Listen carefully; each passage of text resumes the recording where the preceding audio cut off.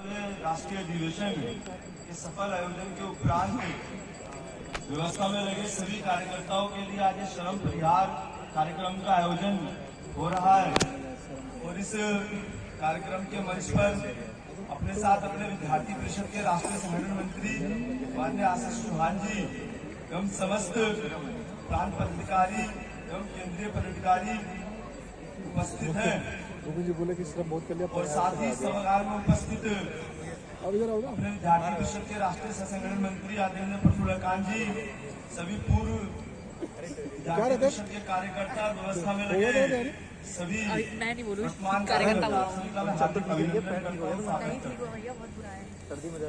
हमें ध्यान में आता है कि जब ये कुछ वर्ष पूर्व तय हुआ कि अमृत महोत्सव वर्ष है और ये 75वां वर्ष है, तो इस 75वें वर्ष में एक अपना जो हर वर्ष होने वाला अधिवेशन है वो एक भव्य अधिवेशन होना चाहिए।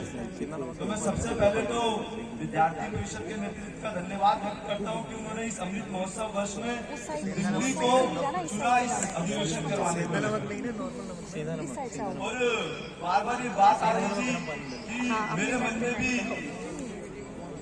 एक प्रश्न उठ रहा था कि इतना बड़ा भव्य आयोजन दिल्ली के जो कार्यकर्ता है वो कैसे कर पाएंगे। लेकिन जब शीर्ष नेतृत्व का सभी केंद्रीय पदाधिकारियों का बार बार दिल्ली के अंदर प्रवास मिलता रहा तो उस प्रवास से दिल्ली के कार्यकर्ताओं को निसंदेह नई ऊर्जा मिलते रही और वो प्रेरित होते रहे। तो इसी क्रम में जब ये अधिवेशन होने की तैयारी शुरू हुई तो लगभग इस अधिवेशन में 17 गठ बने थे और 17 गठ के अंदर 70 प्रकार की व्यवस्थाएं थी और कुल मिलाकर इस पूरी व्यवस्था के अंदर 1098 कार्यकर्ता इस पूरी व्यवस्था में दिल्ली प्रांत से लगे। इसके अलावा भी अपने पूर्व कार्यकर्ता एवं संघ के भी कुछ कार्यकर्ता अपनी इस अधिवेशन की व्यवस्था में लगे थे। तो अभी जब विद्यार्थी परिषद के कॉलेज के कार्यकर्ताओं की बात करूं तो मुझे ये जानकर गर्व महसूस होता है और आपको बताते हुए भी हर्ष महसूस हो रहा है कि हमारे को ध्यान में कि अभी दिल्ली विश्वविद्यालय के अंदर एग्जाम चल रहे हैं और अभी भी एग्जाम चल रहे हैं।